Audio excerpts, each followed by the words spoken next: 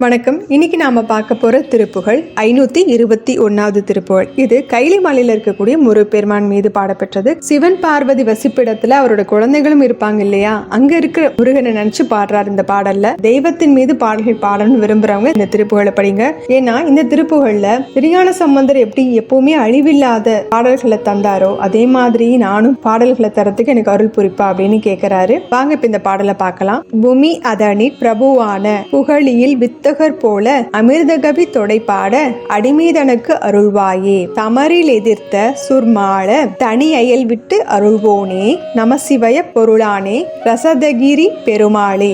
இந்த பாடலுக்குரிய பொருளை பார்க்கலாம். பூமி அதனி பிரபுவான அப்படின்னா இந்த பூமிக்கு ஒப்புயர்வற்ற ஒரு அரசனாக இருக்கக்கூடியவனே, புகழியில் வித்தகர் போல சீர்காழியத்தை அங்க குறிப்பிடுறாரு. அங்க பிறந்த திருஞான சம்பந்தமூர்த்தியை போல அமிர்தகவி தொடைப்பாட அப்படின்னா எப்பவுமே அழிவில்லாம இருக்கிறதுக்கு உதவுறது இந்த அமிர்தம். இந்த அமிர்தத்தை போன்ற கவி பாடலை பாடுவதற்கு அடிமைதனக்கு அருள்வாயே, இந்த அடிமையாய் இருக்க எனக்கும் கொஞ்சம் அருள் புரிப்பா.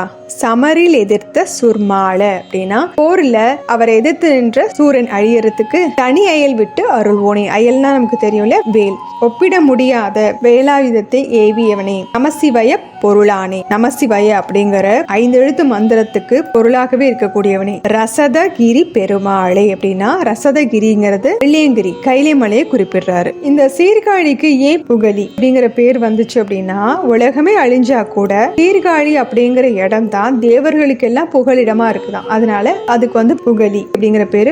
சீர்காழிக்கு 12 பெயர்கள் இருக்குன்னு சொல்லுவாங்க. அதுல ஒரு பேர் தான் இந்த புகழி அப்படிங்கிறது.